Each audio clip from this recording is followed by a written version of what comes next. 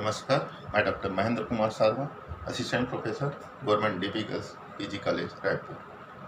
आज मैं भारत में सिकंदर के आक्रमण एवं उसके प्रभाव पर चर्चा करूंगा। जैसा कि आप जानते हैं कि भारत पर अनेक वैदेशिक आक्रमण हुए और उनमें से एक महत्वपूर्ण आक्रमण था यूनानी आक्रमण। यूनानी आक्रमण सिकंदर के नेतृत्व में हुआ था, जिसे हम अलेक्जेंडर के नाम से भी जानते हैं। इससे पहले भारत में और आक्रमण हो चुके थे, जिसे हम ईरानी आक्रमण के नाम से जानते हैं, और राजा डेरियस के नेतृत्व में 518 ईसा पूर्व में भारत में सबसे पहले वैदेशिक आक्रमण हुए थे। भारत में वैदेशिक आक्रमण के पीछे कई बातें हैं। आप सभी जानते हैं, आपने 16 महाजनपदों के बारे में पढ़ा, 10 गणराज्यों के भी बारे में पढ़ा, और इस समय तक भारत में कोई ऐसी शक्ति नहीं थी जो संपूर्ण भारत को राजनीतिक दृष्टि से एक कर सके। यद्यपि हम देखते हैं कि भारत के पूर्वी भारत में, उत्तर पूर्व भारत में मगध साम्राज्य का उत्थान हुआ था और मगध के शासकों ने छोटे छोटे राज्यों को जीतकर एक विशाल क्षेत्रों पर साम्राज्य स्थापित किए थे। लेकिन इस समय भारत के उत्तर पश्चिम सीमा अभी भी असंगठित था। इसमें भी अभी भी छोटे छोटे राज्यों में ये क्षेत्र बटा हुआ था, हिंदू कुश पर्वतमाला के नीचे जितने भी भाग थे। तो ऐसी स्थिति में भारत की ओर विदेशियों ने आक्रमण करने के लिए योजना बनाई, और इस योजना में सिकंदर का आक्रमण, जो कि वह विश्व विजेता बनने की लालसा से भारत आया हुआ था। तो आज हम इसी पर चर्चा करेंगे कि ये सिकंदर कौन था। सिकंदर मकदूनिया के शासक फिलिप का पुत्र था। ये मकदूनिया मैसेडोनिया के नाम से भी जाना जाता है। फिलिप अत्यंत महत्वाकांक्षी शासक था, और अपनी महत्वाकांक्षा को पूरा करने के लिए उन्होंने यूनान के छोटे छोटे राज्यों को जीता और जीतकर संपूर्ण यूनान पर अपना अधिकार स्थापित कर लिया। 336 ईसा पूर्व में फिलिप की मृत्यु हो गई, और उसकी मृत्यु के पश्चात उसका महत्वाकांक्षी पुत्र सिकंदर मात्र 20 वर्ष की आयु में गद्दी पर बैठा। वह अपने पिता के सपनों को साकार करना चाहता था, और वह महत्वाकांक्षी युवक था। वह चुपचाप बैठने वाला नहीं था। यूनान तो उसको विरासत के रूप में प्राप्त था। ऐसी स्थिति में सिकंदर ने सेना को संगठित किया और विशाल विजय योजनाएं बनाई। सिकंदर के सामने दो मार्ग थे। पहला मार्ग यूरोप की ओर जाने का था, और दूसरा मार्ग पश्चिम एशिया की ओर जाकर वह विश्व विजेता बनने के सपना को पूरा करना चाहता था। यूरोप इस समय अंधकार में डूबा हुआ था। आज का यूरोप पहले जैसे नहीं था। यूरोप में जब पुनर्जागरण आया, राष्ट्रीय राज्यों का उदय हुआ, तब यूरोप में विकास हुआ। लेकिन पश्चिम एशिया इस समय भी अनेक सभ्यताओं की जननी रही थी। इसलिए पश्चिम सभ्यता सदैव भी विदेशियों को आकर्षित करता रहा। और भारत के बारे में तो आप सभी जानते हैं, प्राचीन भारत सोने की चिड़िया कहलाता था। इसका मतलब क्या था? सोने की चिड़िया नहीं होती थी। इसका मतलब था भारत धन धान्य से समृद्ध था। भारत की मंदिरों में धन धान्य भरा हुआ था, और इसे ही लूटने के लिए, इसे ही पाने के लिए सदैव विदेशी भारत में आकर्षित हुए। केवल सिकंदर के आक्रमण के बाद भारत में वैदेशिक आक्रमण रुक गया, ऐसी बात नहीं है। सिकंदर के आक्रमण के बाद भी भारत में कई वैदेशिक आक्रमण हुए। तो हम सिकंदर के आक्रमण के बारे में चर्चा करते हैं। सिकंदर विशाल सेना को लेकर पश्चिम विश्व विजेता बनने के सपना को साकार करने के लिए निकल पड़ा। सबसे पहले उन्होंने ईरान के हकमनी साम्राज्य पर आक्रमण किया। 330 ईसा पूर्व में उन्होंने ईरान के हकमनी साम्राज्य पर आक्रमण किया। यहाँ पर एक चीज आप ध्यान रखिए, मैंने ईसा पूर्व कहा। 330 ईसा पूर्व में सिकंदर ने हकमनी साम्राज्य ईरान पर आक्रमण किया। ईरान की राजधानी पर्सिपोलिस थी।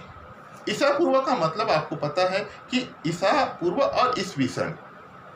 यहाँ पर आधार मानते हुए, ईसा मसीह के जन्म को आधार मानते हुए पूर्व की घटनाओं को ईसा पूर्व कहा गया, और बाद की घटनाओं को ईस्वी सन। ईसा पूर्व हमेशा घटते हुए क्रम में आता है, और ईस्वी बढ़ते हुए क्रम में। जैसे हमने कहा कि सिकंदर 336 ईसा पूर्व में गद्दी पर बैठा, लेकिन 330 ईसा पूर्व में उन्होंने ईरानी साम्राज्य पर आक्रमण किया, पर्सिपोलिस पर अधिकार किया। राजा डेरियस तृतीय इस समय ईरान का सम्राट था, वह भाग गया। सिकंदर पर्सिपोलिस पर अधिकार करके खूब कत्लेआम किया, खूब लूटा, और 2 वर्ष उन्होंने आसपास के पूर्वी और उत्तर प्रदेश को जीता। इस प्रकार से सिकंदर का विशाल क्षेत्रों पर अधिकार हो गया। अब सिकंदर आगे बढ़ने की योजना बनाया और आगे वह हिंदू कुश पर्वतमाला को प्राप्त किया। जब आप भारत की भौगोलिक स्थिति पढ़े थे उस समय आपको बताया गया होगा कि हिंदू कुश पर्वतमाला में अनेक दर्रे हैं, खैबर, बोलन, कुर्रम, तोची, गुमल, और इन दर्रों से सदैव ही भारत के आक्रमणकारी इसी मार्ग से होकर आए। भारत के व्यापारी भी व्यापार करने के लिए दूसरे देश जाते थे और वहां के व्यापारी भी इसी मार्ग से आते थे, लेकिन भारत में जितने भी आक्रांता आए इसी मार्ग से आए। आपको बताया गया था कि हिमालय की दुर्गम पर्वतमालाओं से तो कोई आगे आ नहीं सकता था। तो ऐसी स्थिति में हिंदू कुश पर्वतमाला में के बाद जो भी राज्य थे सदैव ही विदेशी आक्रमणकारियों का शिकार हुआ, उसको इसका दंश झेलना पड़ा था। तो ऐसी स्थिति में हम सिकंदर के आक्रमण को देखते हैं। सिकंदर आगे बढ़ता गया। उन्होंने बैक्ट्रिया, सातगियाना, समरकंद आदि क्षेत्रों पर अपना अधिकार स्थापित कर लिया और उसके पश्चात हिंदू कुश पर्वत को पार करके वो भारत आया और भारत पर उन्होंने भारतीय क्षेत्रों पर विजय प्राप्त किया। ऐसी स्थिति में हम सबसे पहले सिकंदर के आक्रमण के बारे में देखते हैं कि सिकंदर ने भारत के किन किन क्षेत्रों पर आक्रमण किया। हम देखते हैं कि जब भारत पर सिकंदर का आक्रमण हो रहा था उसी समय भारत के देशद्रोही आम्भी और शशिगुप्त सिकंदर से जा मिले थे और यही भारत का सबसे बड़ा दुर्भाग्य रहा कि भारतीय लोग, अपने ही लोगों ने भारत को क्षति पहुंचाई थी। क्योंकि समय एक प्रकार से हम देखें तो भारत में राष्ट्र की कल्पना तो थी नहीं। प्रत्येक राजा अपने मातृभूमि को ही एक राष्ट्र मानता था, अपने क्षेत्र, एक छोटा सा क्षेत्र को ही अपना एक राष्ट्र मानता था और पड़ोसी राज्य पर जब भी कोई विपत्ति आती थी तो ऐसा समझता था कि मेरे को क्या करना है। तो हम देखते हैं सिकंदर के आक्रमण।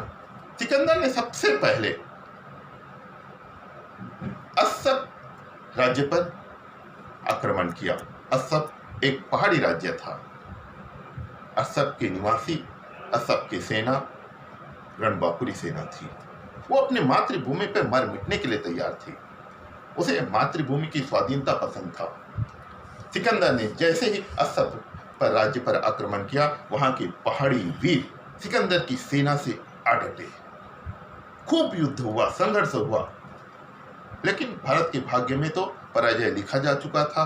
सिकंदर की शक्तिशाली सेना ने अस्सब राज्य पर अधिकार किया। अस्सब राज्य को खूब लूटा और खूब लूटकर अनेक पुरुषों को उन्होंने बंदी बना लिया और बंदी बना करके वो आगे विजयी अभियान की ओर चला गया। सिकंदर फिर नीसा राज्य पर आक्रमण किया। नीसा पर सिकंदर का आसानी से आक्रमण हो गया। यहाँ पर विशेष रूप से प्रतिरोध हमको नहीं देखने को मिलता है। तो ऐसी स्थिति में सिकंदर का अधिकार नीसा पर हो गया। नीसा को जीतने के पश्चात सिकंदर अश्वकायनों के राज्य पर आक्रमण किया। सिकंदर ने अश्वकायन राज्य पर आक्रमण किया और यहाँ की राजधानी मशक थी। यहाँ का राजा का नाम अस्सिकेनस था। सिकंदर की सेना जैसे ही इस पहाड़ी राज्य पर आक्रमण किया, यहाँ की शक्तिशाली सेना सिकंदर का सामना किया। दुर्भाग्य ये रहा कि युद्ध में के दौरान अस्सिकेनस को तीर लगा और तीर लगने से अस्सिकेनस की मृत्यु हो गई। अस्सिकेनस की पत्नी क्लिओनस युद्ध जारी किया और बाद में उन्होंने संधि के लिए प्रार्थना किया। संधि प्रार्थना के पश्चात हम देखते हैं कि सिकंदर और रानी के मध्य संधि हो गई। लेकिन यहाँ पर सिकंदर ने जो कार्य किया, वास्तव में सिकंदर के विजय के लिए ये काला धब्बा माना जाता है। संधि के अनुसार ये बात कही गई थी कि उनके सैनिकों को दुर्ग से बाहर निकलने दिया जाएगा। जैसे ही अश्वकायन सेना बाहर निकल रही थी, उनके परिवार बाहर निकल रहे थे, ऐसी स्थिति में सिकंदर की सेना ने इन सैनिकों पर आक्रमण कर दिया और कत्लेआम कर दिया। सिकंदर का यह विजय, यह कार्य वास्तव में निंदा के लायक है, निंदनीय है। इतिहासकार इसे सिकंदर के विजय में काला धब्बा बताते हैं। अश्वकायनों पर विजय प्राप्त करने के पश्चात सिकंदर तक्षशिला एवं अभिसार की ओर गया, जहां पर पहले से ही राजा आम्भी सिकंदर की शरण में चला जा चुका था। सिकंदर को उन्होंने अपने राज्य की सेना, राज्य का राजकोष प्रदान किया, क्योंकि वह अपने पड़ोसी राजा पोरस से बदला लेना चाहता था। वह पोरस को समाप्त करना चाहता था। पोरस और आम्बी में शत्रुता थी, इसलिए हम ये कह सकते हैं कि तक्षशिला पर सिकंदर का आसानी से आक्रमण हो गया। इसके पश्चात सिकंदर अब आम्बी की सेना को लेकर पोरस के मध्य युद्ध में गया। पोरस का राज्य झेलम और रावी नदी के मध्य था। झेलम और चिनाव नदी के मध्य था। ये क्षेत्र कैकेय प्रदेश के नाम से जाना जाता था। कैकेय प्रदेश का राजा पोरस था। पोरस के सामने सिकंदर ने एक पत्र भेजा, एक दूत भेजा कि यदि वह सिकंदर के अधीनता को स्वीकार कर लेता है तो ऐसी स्थिति में उसके राज्य पर आक्रमण नहीं करेगा। लेकिन पोरस तो बड़ा वीर था, स्वाभिमानी था। उन्होंने इस पत्र का जवाब दिया कि वह सिकंदर का स्वागत युद्ध स्थल पर करेगा। सिकंदर अपनी शक्तिशाली सेना लेकर झेलम नदी के तट पर पहुंच गया। इधर वीर पोरस भी अपनी मातृभूमि की रक्षा के लिए झेलम नदी के दूसरे तट पर पहुंच गया। इस समय बरसात का दिन था, खूब बाढ़ आई हुई थी, नदी में उफान मार रहा था। इसलिए कोई भी पक्ष एक दूसरे पर आक्रमण करने के लिए तैयार नहीं था। सिकंदर की सेना एक तरफ खड़ी हुई थी और पोरस की सेना दूसरी तरफ खड़ी हुई थी। सिकंदर जो विश्व विजेता बनने के सपना को लेकर भारत आया था, उसका एकाएक साहस नहीं हो पा रहा था पोरस की सेना को देखकर। और ऐसी स्थिति में सिकंदर जो चालबाजी से युद्ध करना कायरता समझता था, वीर पोरस की वीरता के सामने उसको छल कपट का सहारा लेना पड़ा। पोरस की सेना रात्रि में जब विश्राम कर रही थी, उसी समय सिकंदर ने अपने सैनिकों को नदी पार करने का आदेश दिया। अंधकार में, रात्रि के अंधकार में सिकंदर की सेना जब नदी पार कर रही थी, यहाँ एक चीज और ध्यान देखिएगा कि सिकंदर ने अपनी सेना को दो टुकड़ियों में विभाजित कर दिया। एक भाग को नाच गाने का आदेश दे दिया और दूसरे भाग को नदी पार करने का आदेश दे दिया। इसका मतलब ये था कि पोरस ये समझे कि उसकी सेना अभी नाच गाने में व्यस्त है और सिकंदर की एक सेना, जिसमें सिकंदर स्वयं था, नदी पार कर लिए। जैसे यह समाचार पोरस को सिकंदर की सेना नदी पार करने का सूचना प्राप्त हुआ, उन्होंने अपने वीर पुत्र के नेतृत्व में एक सेना भेजी। उसका वीर पुत्र सिकंदर की सेना में खलबली मचा दिया। दोनों पक्षों के मध्य भीषण युद्ध हुआ, लेकिन भारत का भाग्य यहाँ भी साथ नहीं दिया और वीर पोरस का वीर पुत्र मारा गया। लेकिन अपने मृत्यु से पहले उन्होंने सिकंदर के स्कंद को हिला दिया था।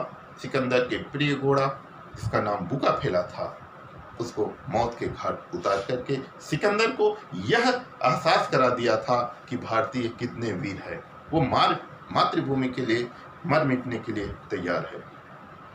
फिर सिकंदर और पोरस के मध्य हमको भीषण युद्ध देखने को मिलता है। हमने पहले बताया था कि यह बरसात का दिन था। वर्षा ऋतु के कारण जो कर्री का मैदान था, जहाँ पर युद्ध हो रहा था, और इस युद्ध को भारत के इतिहास में हेडा स्पीच के युद्ध के नाम से जाना जाता है। यहाँ जो पर मैदान था वह गीली थी और गीली होने के कारण जो भारतीय सेना हमेशा चतुरंगिनी सेना होती थी। 4 प्रकार की सेना है, आपको पता है, पैदल, रथ, हाथी और घुड़सवार। तो ऐसी स्थिति में भारतीय सेना हमेशा हाथियों पर बैठकर युद्ध करती थी। उनके पास रथ होता था और रथ में बैठने के कारण, रथ में सेनापति सवार होने के कारण गीली भूमि में उनके रथ फंस गए, जिसके कारण पोरस को कई घाव हमको देखने को मिलता है। उसके शरीर में कई घाव लगे, कई तीर लगे, फिर भी वह आत्माभिमानी, वह मातृभूमि का रक्षक लड़ता रहा। अंत में पोरस को बंदी बना लिया गया और बंदी बनाने के पश्चात पोरस को सिकंदर के सामने लाया गया। और सिकंदर के सामने जब लाया गया तो सिकंदर ने पोरस से पूछा कि तुम्हारे साथ कैसा व्यवहार किया जाए। सिकंदर ने कहा कि जैसे एक राजा दूसरे राजा के साथ व्यवहार करता है। एक राजा दूसरे राजा के साथ क्या व्यवहार करता है? उनका गला काट दिया जाता है, उसको मृत्युदंड दिया जाता है, या उसका अंग छेदन कर दिया जाता है, उसको अंधा कर दिया जाता है। लेकिन सिकंदर ने ऐसा नहीं किया।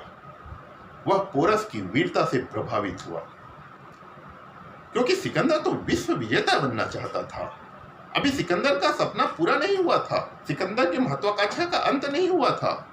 सिकंदर ने सोचा कि ये पोरस जैसे यदि मित्र उन्हें मिल जाए तो शेष भारत का विजय करने में उसे अत्यंत सुविधा होगी, और उसने पोरस को उसका विशाल राज्य सौंप दिया। इसके अतिरिक्त आसपास के जीते हुए प्रदेश भी उन्होंने पोरस को सौंप दिया, और जीतने के पश्चात उन्होंने पोरस के साथ आगे की विजय योजना बनाई। लेकिन सिकंदर इस योजना को स्मृति में रखने के लिए यहाँ पर उन्होंने 2 नगर स्थापित किए। अपने प्रिय घोड़ा के याद के लिए उन्होंने बुक्का फैला, और दूसरा उन्होंने यहाँ पे निकाया नामक नगर की स्थापना की। ये दोनों नगर सिकंदर के विजय के प्रतीक के रूप में हमको देखने को मिलता है। पोरस के राज्य को अपने प्रभाव में लाने के पश्चात सिकंदर आगे बढ़ा, और उन्होंने गुलोकनिकाई राज्य पर आक्रमण किया, और यहाँ पर उन्होंने युद्ध किया, और यहाँ पर भी उसने अधिकार कर लिया। इसी समय सिकंदर को एक यह समाचार मिला कि यवन शासन के विरुद्ध विद्रोह कर दिया गया। जो हिंदुकुश पर्वतमाला पर सिकंदर ने यूनानी साम्राज्य स्थापित किया था, यहाँ के नागरिकों ने सिकंदर के विरुद्ध विद्रोह कर दिया था।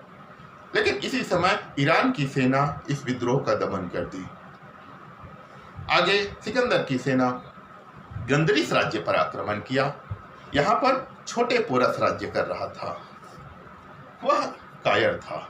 जैसे ही सिकंदर की सेना गंदरिस पर आक्रमण किया, छोटा पोरस भाग गया, और इस प्रकार से गंदरिस पर आसानी से अधिकार हो गया।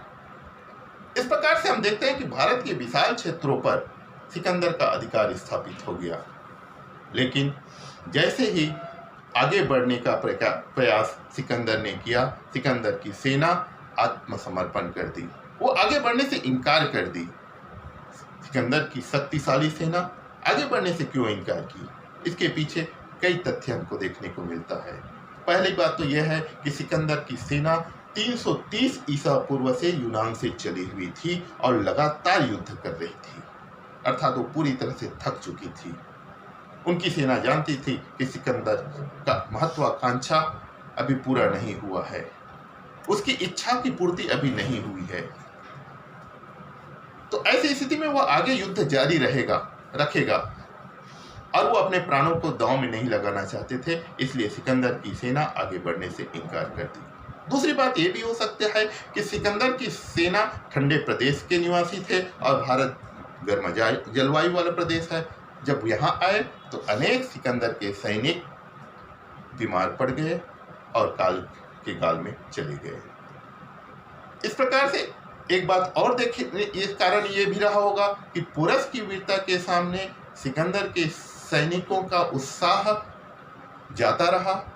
उनको पता था कि भारत में ऐसे कई शक्तिशाली राज्य है जो वीर है। जैसे हम देखते हैं उत्तर पूर्व में मगध का साम्राज्य है, जहाँ पर नंद राज्य था। यह एक चीज आपको बताना चाहूंगा कि नंद की सेना एक ऐसी सेना थी जो सिकंदर को तो पल भर में हरा सकती थी। नंद साम्राज्य की सेना शक्तिशाली थी, वीर थी। आगे जब हम चंद्रगुप्त मौर्य पढ़ेंगे तब उसके बारे में चर्चा करेंगे। तो इस प्रकार से सिकंदर की सेना आगे बढ़ने से इनकार कर दी। सिकंदर ने कई प्रकार से अपने सैनिकों को समझाने का प्रयास किया, लेकिन सिकंदर की सेना टस से मस नहीं हुई, और अंत में सिकंदर को अपने सैनिकों को वापस जाने का आदेश देना पड़ा। सिकंदर वापस अपने सैनिकों को 325 ईसा पूर्व में वापस जाने का आदेश दिया। इस प्रकार हम देखते हैं कि 326 ईसा पूर्व में सिकंदर भारत आया था, और 325 ईसा पूर्व में सिकंदर भारत से प्रस्थान किया, अपने स्वदेश के लिए प्रस्थान किया। इस प्रकार हम यदि देखें तो मोटे रूप से सिकंदर भारत में मात्र 19 महीने रहा। 19 महीने रहा, और इस 19 महीने में उन्होंने भारत के विशाल क्षेत्रों पर अपना अधिकार स्थापित किया। जैसे ही वो अपने स्वदेश वापस लौट रहे थे, सिकंदर कई क्षेत्रों को जीतता हुआ वह 323 ईसा पूर्व में बेबीलोन पहुंचा और बेबीलोन पहुंचने पर उन्हें तेज ज्वर आया और तेज ज्वर आने के से सिकंदर की मृत्यु यही हो गई। अर्थात मात्र 32 वर्ष की आयु में सिकंदर की मृत्यु हो गई। जो सिकंदर पूरे संसार को जीतकर अपने अधीन लाना चाहता था, वह सिकंदर अब इस दुनिया में नहीं रहा, जिसके बारे में कहा गया है कि सारे जहां के जर एकत्र कर दुनिया के वो माली थे। सिकंदर जब चला यहाँ से, दोनों हाथ खाली थे। सिकंदर ने जो सपना देखा था, अपने सपना को तो पूरा कर लिया। और हम इतिहास के छात्र होने के नाते हमको ये बहुत बड़ी शिक्षा मिलती है कि यदि हम कठोर संघर्ष करें, परिश्रम करें, तो अपने लक्ष्य को प्राप्त कर सकते हैं, जैसे सिकंदर ने किया। सिकंदर के मन में विचार आया और अपने महत्वाकांक्षा को उन्होंने अमली जामा पहनाया। और आप सबको पहले ही बताया गया है कि विचार, घटनाएं एवं विचार उन्नति का क्रमबद्ध विवरण तो ही इतिहास है। यदि हम उदाहरण के रूप में दें, सिकंदर के मन में विचार आया कि वो संपूर्ण यूनान को जीतना चाहता था, उन्होंने विचार जीत लिया। जब संपूर्ण यूनान को जीता तो फिर विचार उसका बलवती हुआ, उन्होंने अपने विचार को अमली जामा पहनाया और विश्व विजेता बनने का सपना देखा और इस सपने को भी वो साकार किया। इसीलिए तो आज कहा जाता है कि जो जीता वही सिकंदर, और दूसरे के लिए ये बात नहीं आती है, क्योंकि सिकंदर विश्व विजेता था, वो अपने सपने को साकार किया। सिकंदर भारत में सफल क्यों रहा, ये सबसे बड़ी बातें है। इतने विशाल भारत पर, इतने शक्तिशाली भारत पर सिकंदर विजयश्री को क्यों प्राप्त किया, इसके कई कारण हमको देखने को मिलता है। सिकंदर के आक्रमण के पीछे कई कारण देखने को मिल रहा है कि पहला जैसे है, सिकंदर सफल क्यों हुआ। इसके पीछे हम देखते हैं कि राजनीतिक एकता का अभाव। भारत में राजनीतिक एकता थी, भारत छोटे छोटे भागों में बटा था, भारतीय राष्ट्र के रूप में कोई राज्य नहीं था। पहले से बताया गया था कि उत्तर भारत के उत्तर पूर्व में मगध साम्राज्य शक्तिशाली था, इसके अतिरिक्त और कोई साम्राज्य हमको देखने को नहीं मिलता।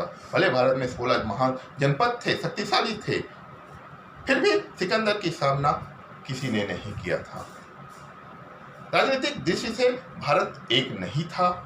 दूसरा हम देखते हैं कि पारस्परिक वैमनस्य, जिसका ताजा उदाहरण आम्भी और पोरस की शत्रुता के रूप में देख सकते हैं।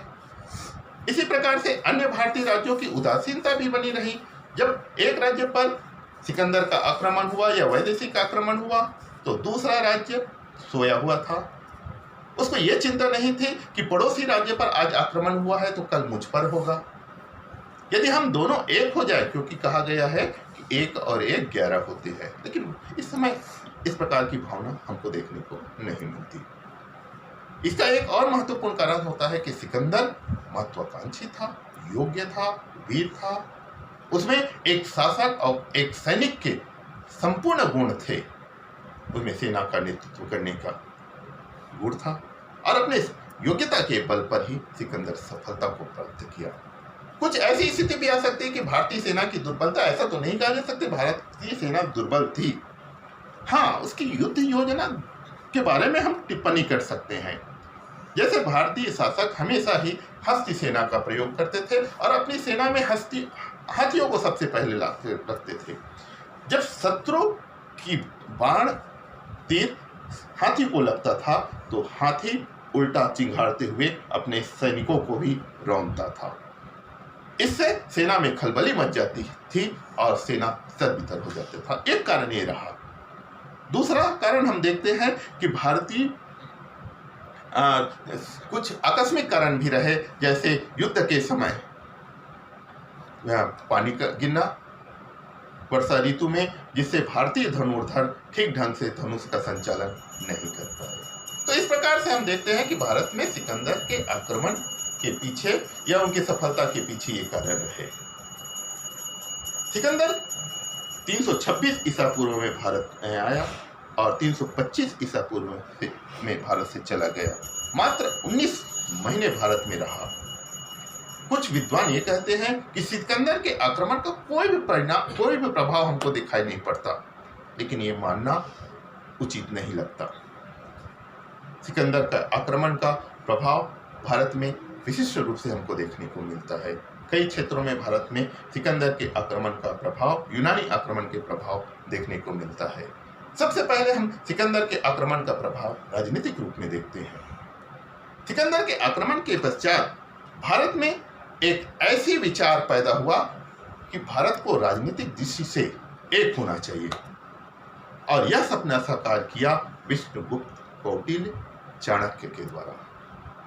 चाणक्य के बारे में जब हम चर्चा करेंगे, चाणक्य को इस बात का आभास था और इसीलिए उन्होंने नंद साम्राज्य के राजा घनानंद के पास गया था कि घनानंद यदि चाहे तो सिकंदर को पराजित कर सकता है, सिकंदर के सेना पर आक्रमण कर सकता है। लेकिन घनानंद तो सुरा और सुंदरी में मस्त होने के कारण चाणक्य के प्रस्ताव को ठुकरा दिया और चाणक्य के बाल को घसीटते उसे बाहर निकाल दिया। और इसी अपमान का बदला लेने के लिए उन्होंने उसी दिन संकल्प लिया था कि मैं भारत को विदेशी दासता से मुक्ति दिलाऊंगा। और वह गुरु ने एक ऐसे शिष्य का निर्माण किया, एक ऐसे शिष्य बनाया जिसे हम चंद्रगुप्त मौर्य के बारे में जानते हैं। मेरे कहने का मतलब यह है कि भारत में राजनीतिक एकता की शुरुआत सिकंदर के आक्रमण के प्रभाव के रूप में देखने को मिलता है। दूसरा महत्वपूर्ण प्रभाव ऐतिहासिक रूप में हम देखते हैं कि सिकंदर के आक्रमण का प्रभाव ऐतिहासिक दृष्टि से महत्वपूर्ण था। इससे पहले भारत का जो इतिहास था वो ऐतिहासिक दृष्टि से हमको नहीं लगता। हमने महाकाव्य की रचना की, महाकाव्य के अध्ययन किए, आज भी प्रश्न चिन्ह लगता है कि महाभारत कब हुआ, रामायण कब हुआ, इसका एक स्पष्ट तिथि नहीं है। इसी प्रकार से भारत की वैदिक कालीन सभ्यता, सिंधु घाटी सभ्यता, जो बाद में पता चला 1921 ईस्वी में बाद में पता चला, लेकिन भारत में सभ्यता तो थी, भारत में ये संस्कृति तो थी, लेकिन इसका ज्ञान नहीं था उस समय। कहने का मतलब ऐतिहासिक दृष्टि से, क्योंकि यूनानियों को लिखना पढ़ना आता था। सबसे पहले इतिहास का जनक किसको माना जाता है? हेरोडोटस को। हेरोडोटस इतिहास का पिता कहा जाता है। तो ऐसी स्थिति में वह इतिहास लिखे, सच्ची घटना लिखे, और घटना तो इतिहास है, वे तिथि को स्पष्ट रूप से लिखते थे। तो यूनानी आक्रमण का महत्वपूर्ण प्रभाव ऐतिहासिक रूप में हमको देखने को मिलता है। इसके अतिरिक्त अनेक व्यापारिक प्रभाव भी थे।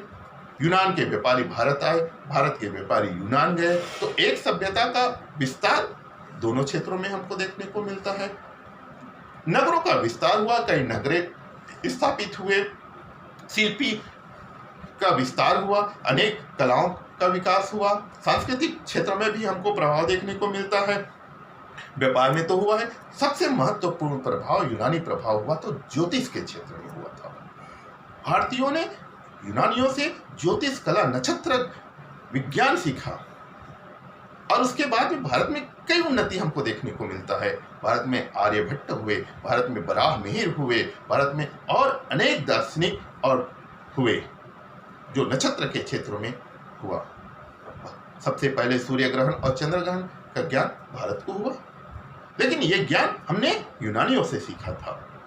कला के क्षेत्रों में कि यूनानियों को सिक्का बनाना आता था, सोने का सिक्का बनाना आता था, अच्छे अच्छे सुढ़ंग से वो सिक्के बनाते थे, सुंदर सिक्के बनाते थे। भारतीयों ने उनसे सिक्के बनाने सीखे।